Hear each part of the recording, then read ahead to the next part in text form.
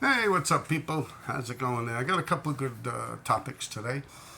I'll start off with on Saturday that had just passed, I went to SERE 357's birthday party.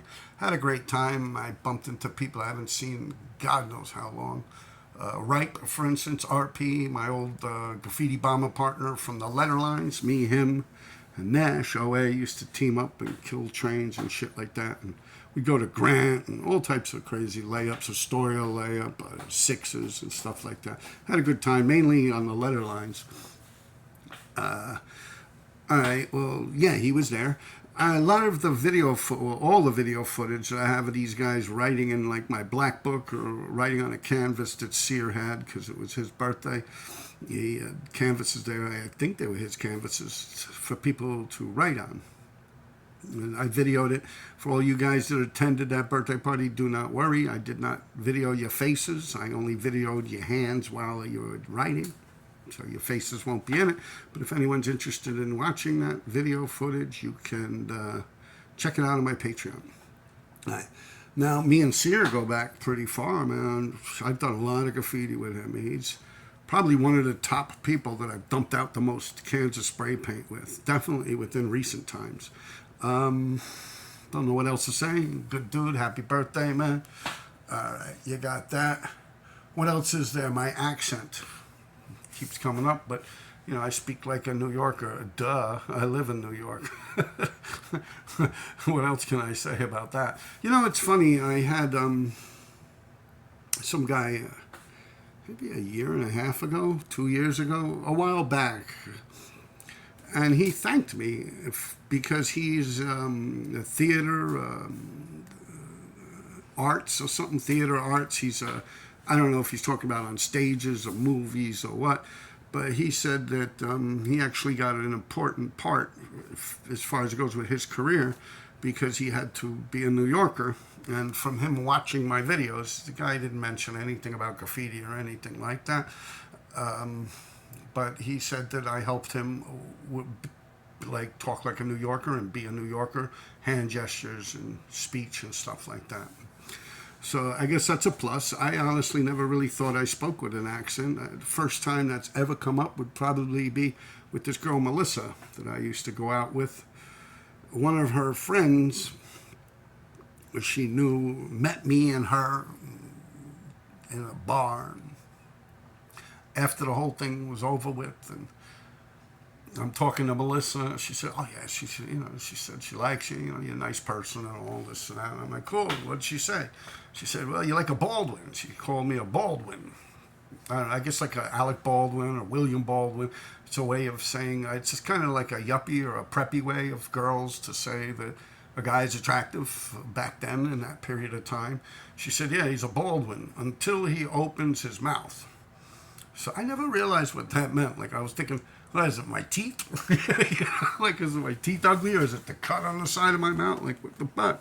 I never understood it. But now, she's like, I read this, that, but she knew what it meant. She just, I guess, didn't want to hurt my feelings, but I wouldn't give a fuck. But since it's been mentioned to me several times now, and sometimes it's in a trolling manner, I don't give a fuck. But I guess I've become a little, like, conscious of it.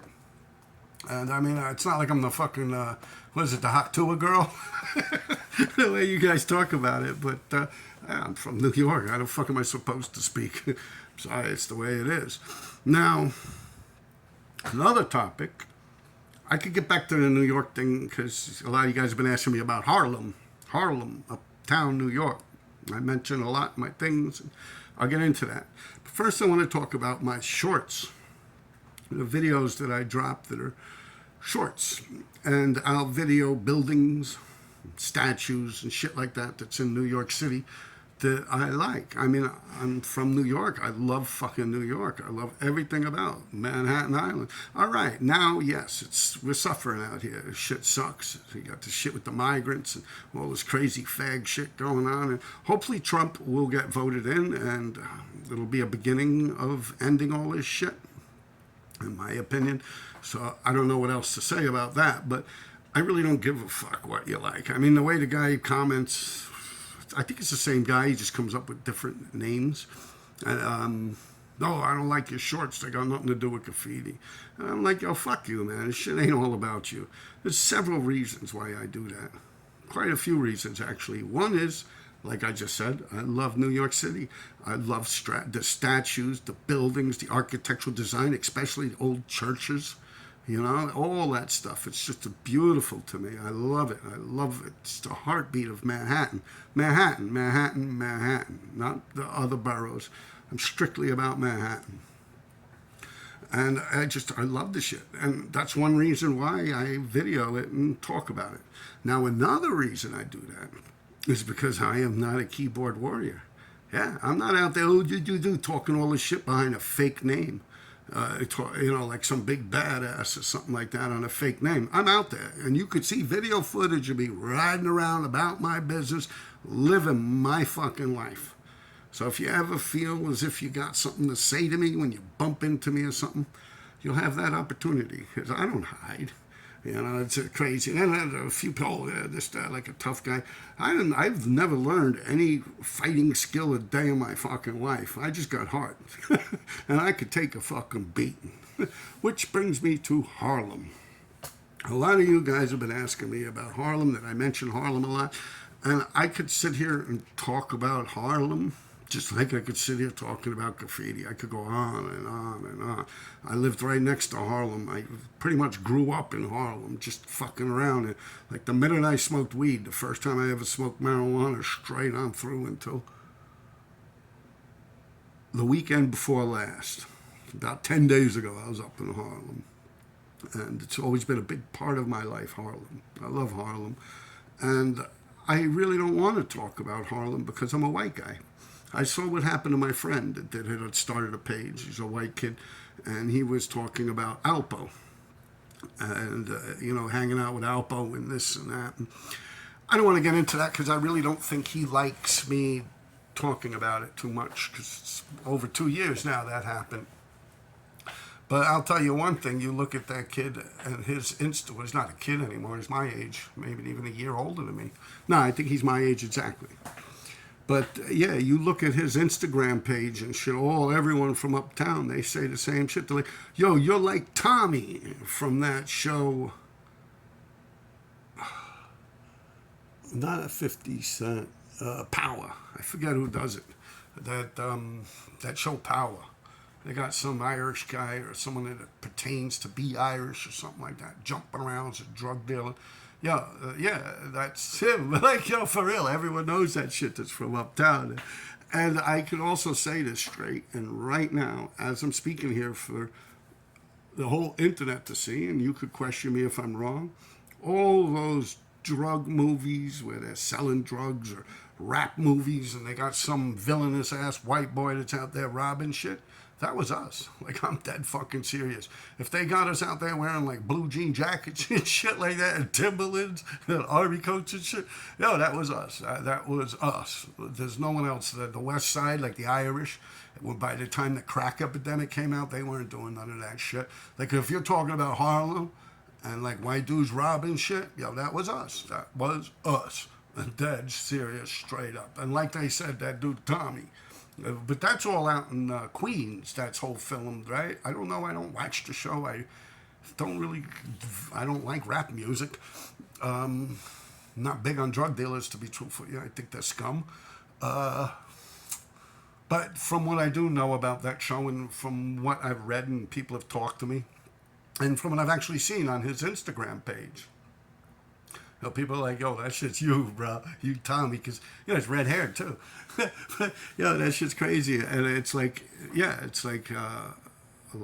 art imitates life or something like that. And like anyone. And even Kevin Childs talks about us. Feds, Don Diva magazine and all that shit. Yeah, that was us. That was us. It was running around. I can openly say that. It's probably not too smart for me to say that. But it's not like I killed anyone, or anyone that I could think of that was involved with me killed anyone. So, I mean, they probably just took a big loss, lost a lot of drugs, lost a lot of money. I myself had said this many times before. I don't sell drugs, never sold a drug in my life. Maybe a friend of mine might have wanted a joint or something like that. And I'm like, here, take this. It'll give me a couple of dollars or something like that. A joint of marijuana or something, just because you want something to smoke, But that was never my cup of tea. And I could truthfully say that from the bottom of my heart. And like I always say on here with the graffiti career, even, I'm like the longest lasting illegal motherfucker there was with the graffiti. As far as it goes with the day I started, none of them people are writing now today. You know what I mean? So yeah, I can honestly say that from the bottom of my fucking heart. That was us that was out there like that. Kevin Childs talks about stories about the Impala, the car. Yeah, that was me and Nicky Perry, God rest his soul. You know, yeah, we'd go up there acting like cops. And I think a lot of this came from the video I did with Justin. I was interviewing Just. And he had mentioned Harlem and stuff. And I told him, you know, he's like, yo, what's up with that? Hey, don't worry, they're just going to think I'm a cop. You know, like they're just going to think we're cops writing graffiti. You know, they just think us we're cops. And they run away and we write our graffiti. And it worked exactly like that. In the Just interview, he mentions that. And plus, a very good friend of mine who just got shot and killed on 103rd Street and 3rd Avenue up in Harlem. So, yeah, it's like, I believe that we're like a part of that whole culture. Like, whether you like it or not. White man bad. But, you know, for real, if you really sit down and think about that shit, that is some true shit right there. If I'm lying, man, fucking tell me. Tell me how. Because ain't no one was going up there like that. Our proximity was perfect. Yeah. For real, like what, people are going to come from Brooklyn and do that shit? Get the fuck out of here. You know, the Bronx. There might have been a couple of cats from up around, you know, Uptown, more like Pelham Bay or something, but not like in groups like us. When you heard about that shit, that was us. That was us. Straight up and down. I'll tell you, too, like early on in my life, there was still a lot of Italians that were living on 116th Street. And as crazy as it sounds, I kind of blame them for the flow of heroin up in Harlem. And they got poisoned by it. Like, I don't know how it worked for them, but from what I've witnessed with my eyes and the people that I know and grew up with, a lot of their children, like the Italians on 116, quite a few of their children actually became addicted to heroin and stuff like that. Me, I never fucked with it, never tried it, never interested in it or anything like that. Now, cocaine, that's a different story. Crack, oh yeah, I love that shit, but the heroin, never fucked with. I was going somewhere with this. I just don't know where. I could truthfully sit here and say that. I don't know. That show, I think, is more like Paisley or something like that, like South Jamaica, Queens. It's a different neighborhood. But those people, like Supreme Team, those were 5%ers.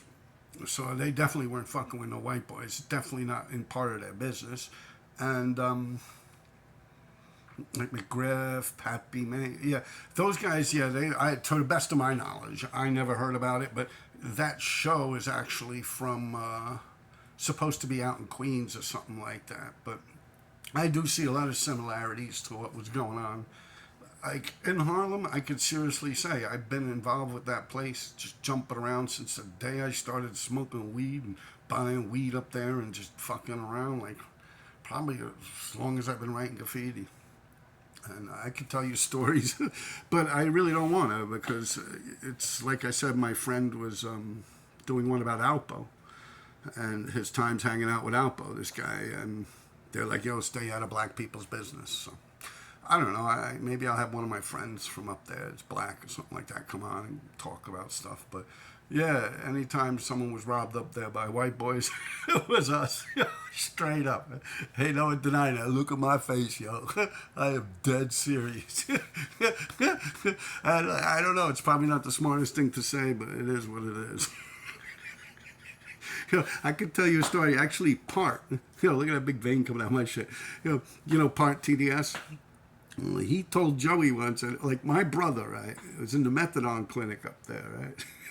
And there was this girl that was involved. I don't want to get her name in it, but Andrew Lace and my brother Sean got in a big fight up there, right? And it was a rainy day. So like they were telling me like, you know, Lace could box. He's literally a boxer. Like me, I have no style of fighting at all. I'll chew half your fucking face off. I'll bite a hamburger size chunk of meat out your fucking neck. but but yo, when it comes to Lace, he can box. He literally is like a talented boxer. My brother's pretty much like me.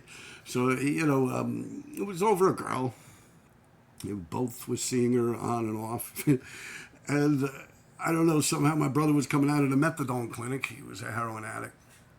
And the girl was going to the same methadone clinic or some shit like that. Yeah, I tell you, I went up there like 10 different people like, yo, your brother's wild.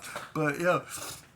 All right, let me just tell you what happened. It's somehow in a bodega, like, I don't know, 100, I don't know. I think it's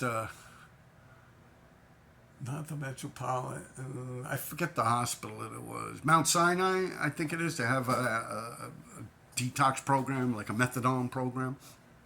And so there's like a little bodega on the corner or something like that. So Andrew was in the bodega with his girlfriend, right? The girl. And my brother comes in. He's looking, he's like, yo, what the fuck's she doing with him, you know? So they started fighting, like, people told me to actually hang out there and shit. They're like, yeah. And then later on, Joey TDS told me, like, Part TDS saw it, and Part's out there. You can ask him if he remembers this shit. This is going back. And so, like, the potato chip rack, like, my brother throws that at Andrew. Andrew's like, you know, Andrew's a fair, square dude. Like, Lace, like, he'll box you, you know? So, like, my brother couldn't beat him like that. So I started throwing, like, cans of beans at him and shit, like Goya beans. He's like, you know, Andrew grabbed them, right? And the fight spilled out into the street, right? So my brother took an umbrella. It's like, yo, he was like the penguin. You know the penguin with the umbrella? It's like one of them big umbrellas, not like a little convertible one. There's like a big one with a silver point on the end of it. It's like he stabbed Andrew in the chest with the fucking thing. It's like he's like, yeah. Like the way they were showing me, it was funny. You know, like touche, like when you're wrestling. I mean, not wrestling, like fencing. You know, with swords and shit. It's like, yeah, they said he took a stance, like he put his hand on his hip, and he went, touche. He stabbed Andrew Lace in the fucking chest. And Lace found out, he got up, he grabbed that umbrella, started beating Sean in the head with that shit. It was funny as fuck. But yo, everyone was bugging on that shit. I remember people, like I go uptown like an hour later or so. Everyone's like, yo, you guys are fucking hilarious. Like the cops came and everything. I think Lace actually got locked up. My brother ran away. Or maybe it was vice versa. I think Lace got away. One of them did get locked up, like went to Rikers Island, the whole shit, but just for the damage done inside the store and everything like that. But yeah, that was, I forget who, what, where, and when. But I don't know, man. That shit is funny. We used to do some funny fucking shit up there. It was on, man. Up there was the best of times and the worst of times too. Believe me, I had some fun up there. But, yeah, I miss, you know, hanging out, and, you know, it was good shit, man. Yeah. Let me think what else is there. I could go on and on, but like I said, you know, I don't feel comfortable speaking about it. And I'll get people on that could talk about it. If anyone knows Part TDS, ask him if he remembers that with my brother. Stabbing a Lace with a fucking umbrella. It was like, it's up near the Hall of Fame. It was like almost near the Hall of Fame, like that block or over to maybe 103rd. Might have been like 103rd and like Madison or Park or something where the bodega is. Yeah, at the hospital they have a methadone program. And, you know, all the people that are addicted to heroin, they take their methadone and they normally go into this little bodega and they buy a coffee, a couple of pieces of sugar, you know, like a donut or something that's real sugary, and they sit and they eat it and they nod out and they enjoy themselves. I was never really into all that shit. I don't know. It didn't seem like fun to me. Be true for you, I really don't even like sleeping, even eating. People wonder, how do you stay so fit? And I don't like eating. Like, I mean, not like I'm bulimic or nothing. I ain't a fucking Kardashian. I'm not like forcing myself to vomit or something. I just don't enjoy eating. Like I eat for fuel, like to fuel my engine. Like I'll starve until my stomach starts crankling up and like, you know, I'm like, oh, I gotta eat something. I don't know. I just always been that way my whole life, man. It's some weird shit, you know. Like I said, I'm a little screwy in the head, so I don't know. I don't really go to no psychiatrists or no shrinks or nothing like that. So I don't know what the hell it is, but I just always been like that. Very hyperactive, always move, move, move, move, always on the move, and just never fucking like eating or sleeping. It's like my enemy. As crazy as it sounds. That's right. People might notice. Look how skinny my arms are now, man. That's just because I'm like nonstop, nonstop, nonstop. You know, if I rest up for a while, I put weight on pretty quick, you know. But yeah, that's the truth, man. Take care of yourselves, people.